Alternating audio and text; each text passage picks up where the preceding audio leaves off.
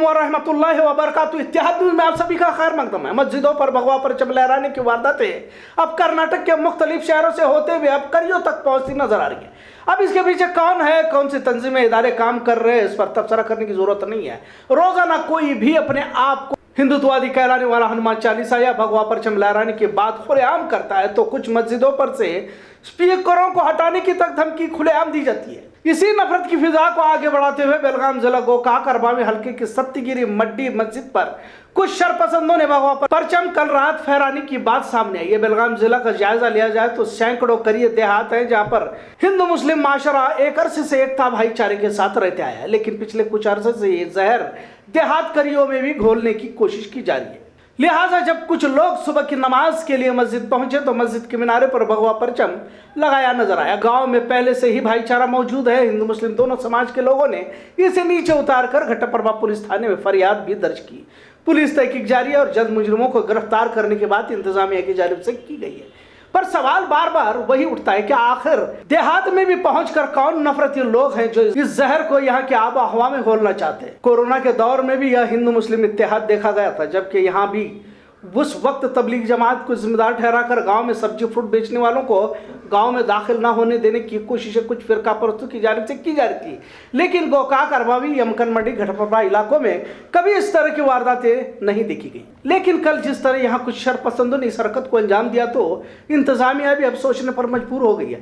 जिला इंतजामिया ने भी इस तरह की वारदातों को बर्दाश्त न किया जाएगा ऐसा कहा है। कुछ नामालूम अफरादों पर एफआईआर भी दर्ज की हुई है। जब इस तरह की वारदातें पेश आती है सोचो फिक्र का भी मुजाहरा आवाम की जानिब से देखा जाता है। कुछ ने इस खबर को शाया करने से ही मना किया, लेकिन मुजरिमों के खिलाफ आवाज नहीं उठाएंगे तो मुजरिमों की गिरफ्तारी अमल में कैसे आएगी। कुछ ने तो इस खबर को ही झुटलाते हुए फर्जी होने की बात सोशल मीडिया पर वायरल की। लिहाजा बढ़ते तशद्दुद के मामले माशरे में बेचैनी का सबब जरूर बनते जा रहे हैं, क्योंकि देहात में अक्सर मजदूर किसान तबका रहता है और इन्हें इस तरह की वारदातों से कुछ लेना देना नहीं रहता। किसी तरह अपना गुजारा करते रहना, इसी दायरे में जिंदगी गुजरती रहती है। लेकिन अरभावी सत्तीगिरी मस्जिद पर रात में चढ़कर भगवा परचम लहराने से एक तरह का डर खौफ भी देखा जा रहा है। मस्जिद के जिम्मेदारान ने भी मामले को बढ़ने से मना करते हुए मकामी लीडरों से ही मामले को सुलझाने की बात कही।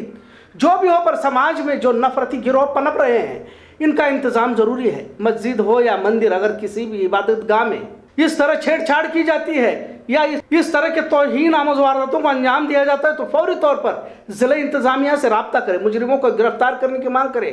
किसी तरह कानून को हाथ में लेने की जरूरत नहीं है और न ही किसी तरह का रद्द अमल दिखाने की जरूरत है। आज भी इंसाफ जिंदा है और इंतजामिया भी चौकन्ना है। मस्जिदों में सीसीटीवी का इंतजाम करें। मामले को आपस में छिपाने से मुजरिमों की हिम्मत बढ़ जाती है। आला अफसरान तक पहुंचाकर जल्द गिरफ्तारी की मांग करें। रियासत कर्नाटक अब नफरती वारदातों में सरे फहरिस्त है, क्योंकि यहाँ जल्द इंतखाबात होने वाले हैं और जल्द मरकजी वजीरों की भी आमद शुरू होने वाली है। कहा तो यह भी जा रहा है कि जल्द योगी आदित्यनाथ भी कर्नाटक दौरे पर आएंगे। लिहाजा वक्त काफी नाजुक है और हर शहरी को चौकन्ना होकर नजर रखनी होगी। फिर से किसी के भी इबादत गाहों की बेहुरमती न हो, इसका ख्याल रखते हुए फिरका परस्तों की फहरिस्त पुलिस तक पहुंचाए और उन्हें उन पर नजर रखने की भी गुजारिश करें। अरबावी सत्तीगिरी में भगवा परचम लहराने के बाद अब अमन का माहौल है। कुछ शरपसंदों ने यकीनन अमन को नुकसान पहुंचाने की कोशिश की है, लेकिन समझदारी और भाईचारे के साथ मामले पर काबू पा लिया गया। आज एनसीपी मुखिया वजीर रियासत महाराष्ट्र शरद पवार बेलगाम के 2 दिन के दौरे पर रहे। उनका शानदार इस्तकबाल किया गया। चन्नमा सर्कल में इनकी गुलपोशी जेसीबी के जरिए की गई। शरद पवार ने शुमाली महाराष्ट्र तालीमी इदारे के 50 साल मुकम्मल होने के इजलास में शिरकत फरमाई। कर्नाटक और महाराष्ट्र की जानिब से तालीमी इदारे को किसी तरह की कमी महसूस न हो, इसका पूरा ख्याल रखा जा रहा है। कर्नाटक में कमी न हो, इस पर तवज्जो डॉक्टर प्रभाकर कोरे कर रहे हैं, ऐसा भी इन्होंने कहा। डॉक्टर बाबा साहब अम्बेडकर, महात्मा फुले, शाहू महाराज का जिक्र करते हुए गलत रस्म रिवाज के खिलाफ चलाई तहरीक काबिल तवज्जो होने की भी बात कही। महात्मा फुले ने अपनी पूरी जिंदगी गरीब मजदूरों के लिए सिर्फ की तो डॉक्टर बाबा साहब अम्बेडकर ने आईने हिंद को मजबूत बनाने के लिए कोशा रहे। पाकिस्तान के वजीर आजम को कुर्सी छोड़नी पड़ती है तो श्रीलंका के सदर को भागना पड़ता है। पिछले 70 सालों में भारत में इस तरह की तस्वीर इसलिए नजर नहीं आई क्योंकि यहाँ का संविधान मजबूत है, ऐसा भी उन्होंने कहा। इत्तेहाद न्यूज़ देखने के लिए शुक्रिया। अल्लाह हाफिज।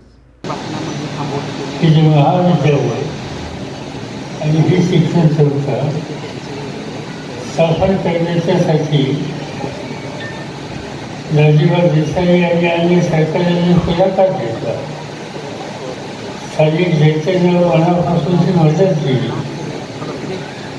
एम बी पाटील यांच्या सरकारचं मार्गदर्शन आणि सहकार्य त्यांचा श्वास चालू होता चौकाला या संस्थेला कायमचा दिवस होता आणि त्यामधून ही संस्था उभी झाली आणि आज हजारो मुलींना ज्ञान घालण्याचं काम या संस्थेच्या माध्यमातून आज या ठिकाणी होतं आणि त्याबरोबरच एक समाज प्रबोधनाचं काम हे करण्याच्यासाठी काही लोकांना काही संस्थांना पुढाकार घ्यावा लागतो आणि ती भूमिका शामराव भोसले यांनी राष्ट्रगीताच्या माध्यमातून केली आणि आज त्याला 100 वर्ष पूर्ण येत आहेत. एक सामाजिक परिवर्तनाच्या संबंधीचा विचार हा नव्या पिढीच्या समोर सातत्याने मांडून परिवर्तनाच्या चळवळीला एक प्रकारची शक्ती देण्याचं काम राष्ट्रगीताच्या माध्यमातून झालं आणि म्हणून या संस्थेच्या संबंधीची एक आस्था आहे आपल्या सगळ्यांच्या मनामध्ये आहे. हा जो संबंध कालखंड जो होता त्या कालखंडामध्ये काही हिमालयाच्या उंचीचे काही कर्तृत्ववान व्यक्ती जन्माला आल्या आणि त्यांनी ज्यावेळी संपूर्ण समाज हा पादचर्चामध्ये सापडलेला होता. इंग्रजांचं राज्य होतं, अस्तित्व आपलं आहे की नाही अशी चिंता वाटायली ही स्थिती होती आणि त्यावेळेला त्या महापुरुषांनी समाजाला वेगवेगळ्या क्षेत्रामध्ये पुढे न्यायचा प्रयत्न आणि त्या सगळ्यांची नावं घ्यायची असेल ज्योतिबा फुले किंवा शाहूराजे किंवा डॉक्टर बाबासाहेब आंबेडकर यांची नावं ही प्रकाशाने आपल्याला लिहाव्या. आजही आपण असं म्हणतो की फुले आंबेडकरांचा विचार, आजही आपण असं म्हणतो की शाहूराजांचा विचार तो आजही महत्त्वाचा वाटतो. त्यांच्या 6 तारखेला शाहू महाराजांचा दिवस हा देशामध्ये मोठ्या प्रमाणात साजरा केला गेला. राजे या देशात अनेक होऊन गेले, अनेकांची राज्य होऊन गेली.